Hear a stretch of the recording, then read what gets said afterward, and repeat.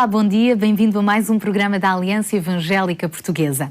Será que foi mesmo Deus que nos criou ou somos frutos da evolução do macaco? Esta é uma boa pergunta que tem gerado inúmeros debates e que hoje vai ser também o ponto de partida para o nosso programa. Vamos olhar para a Bíblia e para a ciência para tentar perceber, afinal, qual é a origem da vida. Para isso, convidamos hoje o ilustre cientista e físico, o Dr. Adalto Lourenço. É também assumidamente cristão e autor de vários livros sobre este tema. Na sua passagem por Portugal, a convite da editora Fiel, o Dr. Adalto Lourenço aceitou também estar connosco nesta manhã. Muito obrigada por isso. Será um prazer, então, nos próximos 25 minutos tentarmos explorar um pouco mais este tema. E para começar, se calhar é interessante perceber porque é que o homem em si mesmo tem esta necessidade de tentar perceber a origem das coisas e muito se tem especulado e muitas teorias têm surgido em torno deste assunto. Olha, primeiramente, muito obrigado pela oportunidade, pelo convite de estar aqui. Essa questão das nossas origens é algo que fascina a todas as pessoas. Nós, por natureza, como seres humanos, nós somos curiosos. Então, a questão da origem, de onde viemos, ela define também quem somos e define muito também do porquê nós estamos aqui. Então, são perguntas extremamente relevantes, porque dependendo da origem, eu tenho uma noção quem eu sou. Dependendo da origem, eu sei por que eu estou aqui. Então, essa pergunta sobre a origem, de onde viemos, como todas as coisas teriam começado, ela tem sido um debate científico, principalmente nesses últimos 200 anos, mas deixa eu colocar da seguinte forma, é uma questão filosófica há mais de 4.000 anos, pelo menos, que nós sabemos. E que estudos é que o Dr. Adalto tem desenvolvido em torno, então, deste tema? Eu trabalho muito na área de física de superfície, esse é o meu trabalho principal. Mas eu sou um extremo curioso em todas as áreas. Então, para mim, o trabalho voltado para a área da ciência das origens tem tudo a ver com o meu trabalho. Por quê? No meu trabalho eu tenho que saber a origem de vários processos, eu tenho que saber como as coisas funcionam e, no fundo, isso acaba me levando de volta às origens. Por exemplo, eu trabalho muito com trocas de energia. Trocas de energias, principalmente entre superfícies metálicas e gases. Mas essas trocas de energia também ocorrem nas células, ela ocorre na folha de uma planta, o processo de fotossíntese tem essas implicações. Ou seja, quando eu paro e penso nesses processos, como eles surgiram? Essa complexidade. E foi pensando nessas coisas que eu comecei a me interessar mais e mais pelas origens. Afinal de contas, como todas as coisas começaram, como que nós chegamos até aqui. E foi ao fazer esses estudos que foi também descobrindo o Deus Criador? Essa é uma pergunta bem interessante. Na minha carreira, eu comecei desde pequeno indo à igreja porque meus pais já me levavam. Então, a minha formação dentro de uma religião vem dos meus primeiros anos de vida. Mas na minha adolescência, eu era evolucionista. Ou seja, acreditava que o homem evoluiu através de uma espécie como o macaco. De uma espécie comum ao macaco. Então, a ideia toda de uma evolução, aceitando a teoria do Big Bang e outras propostas, era muito comum. A questão principal é que durante os anos que estive fazendo o meu mestrado, principalmente, eu saí do evolucionismo e eu vim para o criacionismo. E as pessoas falam assim, mas o que aconteceu? Foi algo religioso? Eu falo, não. Foi puramente científico. A minha saída do evolucionismo para o criacionismo foram por questões científicas e não religiosas. Ou seja, através da ciência, o que é que descobriu de novo e que também acabou por dar sentido à sua vida?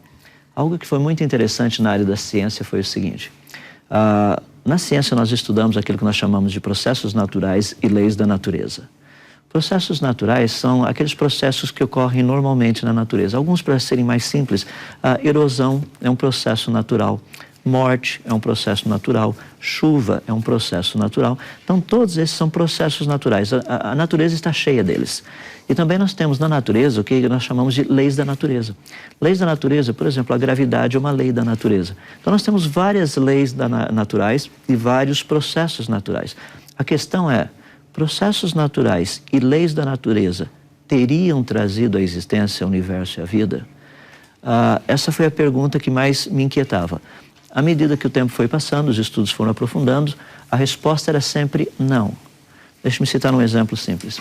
Uma das leis muito conhecidas é a segunda lei da termodinâmica. Essa lei diz o seguinte: qualquer sistema deixado por conta própria, à medida que o tempo passa, ele tende a se autodesorganizar. Nós compramos um sapato novinho. começamos a usar, o sapato envelhece. Se uma pessoa comprar um carro ou construir uma casa, nunca for usado, deixe guardado, vai estragar, vai parar de funcionar. Essa lei me incomodava muito, porque essa lei é totalmente contrária à ideia de que as coisas teriam surgido espontaneamente, com o passar do tempo teriam melhorado. Tudo que nós sabemos é que qualquer coisa deixado por conta própria, ao longo do tempo, piora. A lei diz o seguinte, é a tendência das coisas irem do complexo para o simples, do organizado para o desorganizado. Isso causou um impacto muito profundo na minha vida. A partir disso eu comecei a pensar, será que isso não é influência da minha religião? Porque como um cristão, eu aceito a Bíblia como sendo a verdade. Eu creio que o que nela está contido é verdadeiro. Porque se o que Deus disse ali não é verdade, eu não posso ter esperança nenhuma com respeito ao meu futuro e com respeito às promessas dele. Então a minha questão como um pesquisador é o seguinte, se o que a Bíblia me diz que eu posso testar no laboratório não estiver correto, como é que eu saberia que aquilo que não é testável em laboratório também está correto? Por exemplo, o céu existe? O inferno existe? Não existe como testar isso. Eu precisaria crer. Mas existem outras coisas que a Bíblia me diz, as quais eu posso testá-las. E foi nessa busca, indo, testando, comparando um com o outro, que realmente a minha fé foi solidificando cada vez mais e mais, crendo que realmente, não somente a Bíblia é a verdade, como o Deus da Bíblia é o Criador de todas as coisas. Então como é que Deus terá criado todas as coisas? Essa é uma pergunta também fascinante. Quando nós lemos, por exemplo, o livro de Gênesis, no livro de Gênesis existem algumas afirmações científicas logo no primeiro capítulo. No verso 2 do livro de Gênesis nos é dito o seguinte, que o Espírito de Deus pairava por sobre as águas. Em outras palavras, logo no início da criação de Deus, quando Deus estava trazendo o universo à existência, já havia água, moléculas de água. Será que nesse universo seria possível encontrar moléculas de água no seu início? Então o pensamento é, como eu chego no início do universo? A resposta cientificamente é simples. Eu teria que estudar objetos que estão muito distantes do planeta Terra. Porque a luz teria demorado tanto tempo para chegar aqui, que eu estaria vendo como esses objetos eram logo no início. Uma surpresa muito grande. Os objetos mais distantes que nós temos encontrado, a 13 bilhões de anos-luz de distância, já foi detectado nesses objetos moléculas de água. Ou seja, no início do universo já havia água. Então, a questão científica, quando nós olhamos a Bíblia e a ciência, não existe uma discrepância entre os dois. A Bíblia diz que não havia água e nós encontramos água. Ou a Bíblia diz que havia água e nós não encontramos água. Não, o que a Bíblia diz está lá. Deixa eu dar mais um exemplo. No terceiro dia, a Bíblia diz algo fascinante. Diz assim que, logo no início, no terceiro dia, Deus faz com que a porção seca apareça. E ele diz assim, ajuntem-se as águas num só lugar e apareça a porção seca. E assim foi. A porção seca chamou Deus terra, e o ajuntamento das águas mares. Olha que interessante. A Bíblia é o único livro que nós temos que diz que no início do planeta Terra havia um único continente. Aquilo que nós chamamos de Pangeia. Por quê? Quando você estuda a Bíblia, o texto claramente diz que Deus fez aparecer a porção seca, não as porções secas. Se fosse plural, seriam os continentes. Como é singular, é um continente único. Então nós olhamos para uma proposta bíblica que hoje todas as pessoas aceitam normalmente. Um único continente, logo no início. Daí a pergunta que eu comecei a me fazer, lendo essas coisas, descobrindo essas coisas, foi a seguinte, isso é apenas uma coincidência ou isso é a realidade? Mas a probabilidade de ser uma coincidência é muito, muito, muito pequenina, não é? Era muito pequena, principalmente, Sara, pelo seguinte, quando nós olhamos a cultura da época, o conhecimento total do planeta Terra, seria muito difícil alguém dizer que o planeta Terra tinha um único continente. Alguém como Moisés, que se crê ser o autor do livro de Gênesis, não é? Ter o conhecimento que hoje temos nesse sentido. Principalmente porque o conhecimento que Moisés tinha, ele cresceu eu costumo brincar, mas a ideia é essa, Moisés cresceu nas melhores universidades egípcias. Era o melhor conhecimento da época. Muitas pessoas têm um pouco de dificuldade de entender o que isso significa. Por exemplo, há alguns anos atrás eu tive a oportunidade de estar no Egito e dentro de uma das pirâmides eu estava olhando o tipo de acabamento de rocha. É impressionante o grau de precisão que eles tinham. Impressionante. Você tem rocha encostada com rocha, você passa a mão e praticamente você não sabe quando termina uma rocha e onde começa a outra. E eles não tinham esses sistemas de calafetamento que nós temos hoje. mas era um trabalho feito com grande precisão. E nós temos muitas coisas do conhecimento egípcio que até o presente momento nós não sabemos duplicar ou pelo menos entender corretamente como que eles sabiam dessas coisas. Nós sabíamos que eles sabiam, porque as construções estão lá. Então Moisés é uma pessoa altamente capacitada. A questão principal é, esse Moisés, o que ele escreveu? Com qual capacidade ele escreveu? Nem ele estava lá no início, na origem. Só mesmo Correto. Inspirado por Deus, com a revelação que Deus lhe deu, é que ele poderia ter escrito o que escreveu. É por isso que um dos assuntos que eu trato muito são as duas áreas da revelação de Deus. Deus se revela através do livro das suas obras, que é a natureza, e Deus se revela através do livro das suas palavras, que é a Bíblia. Como ele é autor dos dois, não pode haver incoerência entre eles. Mas muitas pessoas dizem o seguinte, não, mas olha, por exemplo, o que a ciência diz e olha o que a Bíblia diz. Existe uma diferença entre aquilo que é teoria científica e o que é verdade científica. A teoria científica é o que nós estamos tentando provar. A verdade científica já foi estabelecida. Se você comparar a verdade científica e o que a Bíblia diz, não existe incompatibilidade. As incompatibilidades encontram-se nas teorias científicas e o que a Bíblia diz. E a verdade científica afirma que tudo isto tem de ser criado por algo, por alguém? A evidência aponta para isso. Essa é a evidência. Por exemplo, quando nós nos deparamos com as formas de vida, os organismos, todo organismo possui toda uma série de informação guardada no seu ADN. O ser humano, por exemplo, ele tem 3.164 milhões e 700 mil letrinhas genéticas guardadas dentro do seu ADN, perfeitamente colocadas. É um código. A pergunta que nós temos, portanto, é o seguinte, existe algum processo natural conhecido, alguma lei natural conhecida que tenha condição de trazer ou de produzir informação codificada, sendo ela genética ou não? A resposta é não. Não existe um único processo natural conhecido, não existe uma única lei da natureza conhecida que produza informação. E informação é algo que não é palpável. Por exemplo, nós podemos pegar um DVD onde tenha o Windows 8 guardado nele, está gravado, eu transfiro essa informação para um HD, um disco rígido lá no meu computador, eu posso pegar essa informação, colocar no meu pendrive. Foi só informação não é palpável. Eu não tirei um pedaço do DVD e coloquei dentro do meu disco rígido. Eu não tirei um pedaço do disco rígido e coloquei dentro do meu pendrive. Mas a informação passou de um meio para o outro, porque a informação, ela não está relacionada com a matéria. A matéria guarda a informação, matéria não produz informação.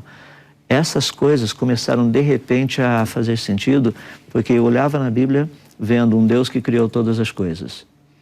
Mas a informação que eu recebia não era essa. É que tudo isso veio ao longo de bilhões de anos e por acaso. E nas escolas continuamos a aprender isso, não é? A própria teoria evolucionista continua presente nos currículos académicos e tudo isso. Uma das dificuldades que existe nisso é o seguinte, existem 3 tipos de criacionismos. Existe o criacionismo científico, existe o criacionismo bíblico e existe o criacionismo religioso. O criacionismo científico, ele procura responder a seguinte pergunta: processos naturais e leis da natureza teriam trazido o universo, a vida, a existência? Teriam trazido a vida, a existência? Teriam trazido a complexidade que nós encontramos tanto no universo quanto na vida, a existência? Essa é uma pergunta muito interessante. A resposta é não. Nós sabemos da resposta. Sendo que a resposta é não, a única possibilidade que me sobra é ter sido criado. Por exemplo, se eu pegar meu óculos e perguntar, ele foi criado ou ele surgiu espontaneamente? Foi criado. Mas eu poderia dizer, será que é nossa intuição? Não, não é a nossa intuição. É que nós sabemos que processos naturais e leis da natureza não criam esse tipo de complexidade. Então isso é algo científico espetacular. Daí as pessoas falam, tá, mas e daí, no universo? Nós fazemos a mesma coisa. O universo foi criado ou ele teria surgido espontaneamente? E a resposta é, ele foi criado. Mas não é interessante, quando eu falei do meu óculos, as pessoas não ficam perguntando, mas quem criou? Não era apenas uma questão de saber se ele foi criado ou se ele teria surgido espontaneamente? Sim. No criacionismo científico, ele para aí também. Ele quer saber se o universo e a vida, se eles foram criados ou se eles teriam surgido espontaneamente. Mas a pergunta, para nós, seres humanos, não termina aí, certo? Nós queremos saber quem fez. Até porque esse alguém que nos criou e que nós queremos que é Deus, ele não apenas nos criou e nos deixou à deriva, não é? Como quem fabricou esses óculos, que nós não sabemos onde é que ele anda, nem eles sabem onde é que os óculos estão, não é? Qual é a diferença então deste Criador que se preocupa com a sua criação? É que esse Criador, ele deixou evidências em toda a criação para que nós pudéssemos entender quem a fez. Por exemplo... Portanto, ele quer que nós o conheçamos. Sim. E relacionar-se connosco, revelar-se.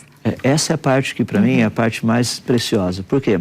Quando eu estudo a natureza, eu vejo uma característica fascinante na natureza. O tempo existe, mas ele existe em passado, presente e futuro. 3 em 1. Quando eu estudo o espaço, largura, altura, profundidade. 3 em 1. Quando eu estudo a matéria, a base da matéria, que são os átomos, prótons, nêutrons e elétrons, 3 em 1. Quando eu estudo, por exemplo, a codificação que aparece na informação genética, que são os códons, são 3 aminoácidos. Quando eu estudo música, você tem melodia, harmonia, ritmo. Ou seja, as áreas que nós estudamos, o que nós conhecemos, todas essas áreas são 3 em 1. Sólido, líquido, gasoso no estado da matéria e por aí fora. Também. Daí algo muito interessante ocorre à medida que você estuda no cristianismo. De todas as religiões, o cristianismo é a única que diz que existe um Deus em 3 pessoas. 3 em 1. A mesma característica que você encontra na natureza. Mas se eu não tivesse a Bíblia, tudo que eu saberia é que a natureza é 3 em 1. Eu não saberia quem é esse que produziu 3 em 1. Por que a natureza tem essa característica? Daí é o aspecto da revelação de Deus, não somente na natureza, porque pela natureza eu consigo entender que houve um Criador, que ela foi criada. Mas pela natureza eu não consigo saber quem a fez, a não ser esse aspecto do 3 em 1. Mas à medida que eu estudo as Escrituras, eu estudo a Bíblia, daí faz sentido que o Deus da Bíblia, que diz que Ele é o Criador de todas as coisas, porque Ele é 3 em 1, o Pai, o Filho e o Espírito Santo, 3 em 1, faz sentido agora porque a natureza também é 3 em 1. No início do nosso programa dizia que é importante nós percebermos a origem das coisas, para percebermos quem somos e o nosso propósito, para que aqui estamos, não é? Então, já percebemos a origem, temos um Deus Criador, já percebemos quem somos, obra das suas mãos, e como é que então vem a resposta à questão seguinte? Com que propósito é que Deus nos criou? Para quê que nós aqui estamos? Essa é uma pergunta assim fascinante também. Eu, desde 1987, eu trabalho com os computadores da Apple. Gosto muito da Apple, não estou fazendo propaganda da Apple, apenas estou citando e mencionando. O trabalho de Steve Jobs nessa área foi um trabalho fascinante. Porque Steve Jobs as pessoas têm uma consideração tão grande pela pessoa dele. Porque tudo aquilo que ele fez funciona muito bem, é fácil trabalhar. Não quebra com facilidade, ou seja, são só boas qualidades. O ser humano foi criado com um propósito, mostrar as boas qualidades do Criador. Eu existo para refletir quem Ele é. Cada aparelho produzido por uma empresa reflete a qualidade daquela empresa, os pensamentos daquela empresa, os valores daquela empresa. À medida que eu vivo essa vida com os valores, com os padrões, com os princípios daquele que me criou, eu estou fazendo exatamente aquilo para que eu fui criado. Ou seja, a minha razão de existir é Ele. É por isso que eu estou aqui. À medida que eu estudo, descubro mais e mais das obras das suas mãos, eu fico mais impressionado. E essa não é uma frase minha. Essa é uma frase dita por James Prescott Joule, o Joule das unidades de energia. Diz o seguinte, que o próximo passo, após o conhecimento e obediência à vontade de Deus, deve ser conhecer alguns dos seus atributos de poder e bondade manifestos nas obras das suas mãos.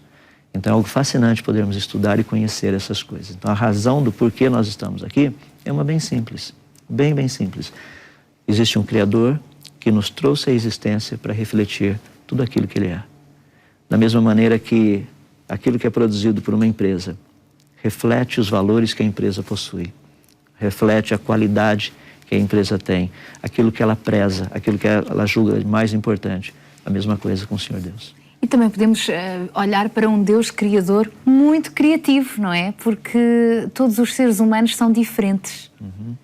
Essa é uma das áreas para mim que sempre chamou a atenção. A criatividade do Senhor Deus e a variedade. Quando nós pensamos, por exemplo, em seres humanos, já é algo absurdo. A variedade que somos todos nós. Mas e olhando também para espécies de animais, de plantas... Não é impressionante? Uma pessoa uma vez fez uma pergunta seguinte: se nós encontrássemos um outro planeta no universo que tivesse vida, e ela perguntou, o que você acha que nós encontraríamos? Duas coisas bem interessantes aí. A primeira, nós sabemos que esse universo, devido às suas características, vida deveria ser baseada no elemento químico carbono. Porque a estrutura desse universo, o jeito desse universo, as leis que regem esse universo, favorecem vida baseada em carbono.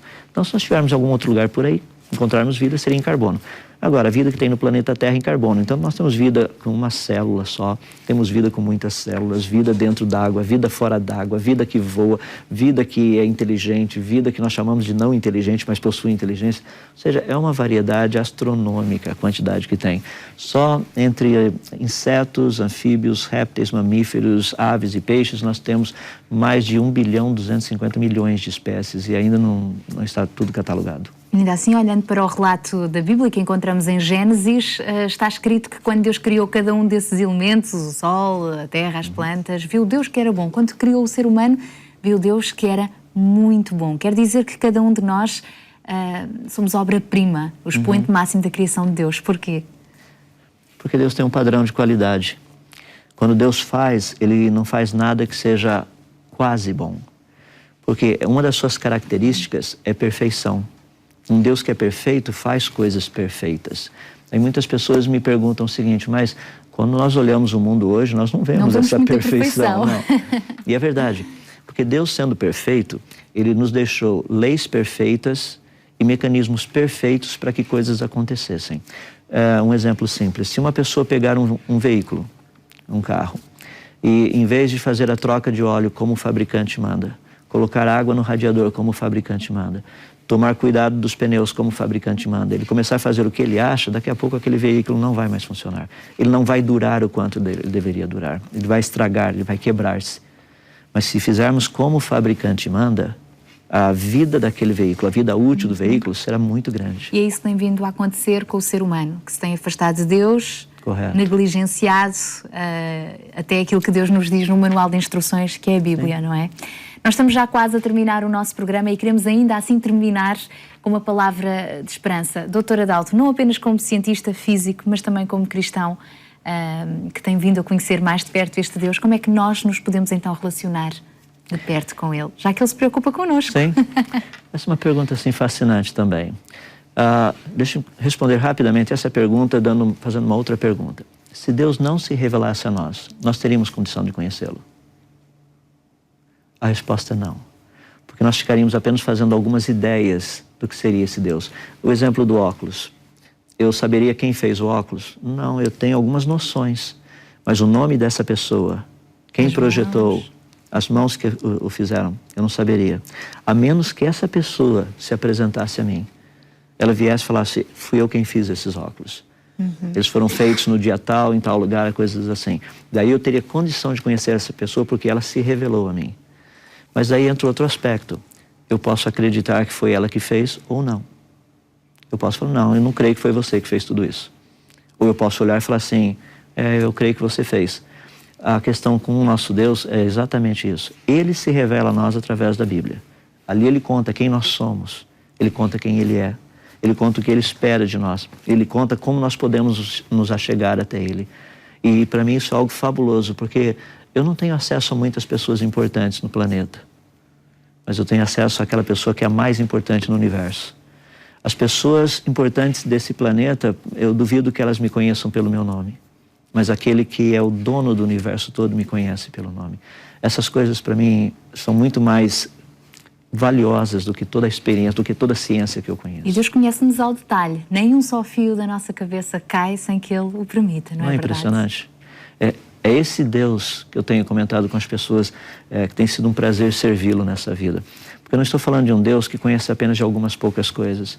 Ele conhece muito bem a respeito de moléculas, Ele conhece muito bem a respeito de átomos, de todas essas coisas. É um Deus que também nos conhece e nos chama pelo nome. Muito obrigada, doutor Adalto, por ter estado hoje aqui à conversa connosco. De facto, alguém disse um dia que o Big Bang é semelhante à hipótese de uma explosão, de uma biblioteca resultar numa enciclopédia. Parece improvável, não é verdade? Então, por que não olhar para a ciência numa outra perspectiva e tentar descobrir o Deus Criador que se preocupa com a sua criação e que deseja relacionar-se connosco? Este é o desafio que hoje lhe deixamos através desta agradável conversa com o Dr. Adalto Lourenço. Para meditar mais sobre este assunto, aconselhamos a leitura da própria Bíblia, começando, por exemplo, no livro de Gênesis e descobrindo como Deus se revela através da sua palavra e da criação. Ficamos então por aqui, mas logo voltamos a estar consigo na rádio, na Antena 1, por volta das 22h45. Até lá, se Deus quiser.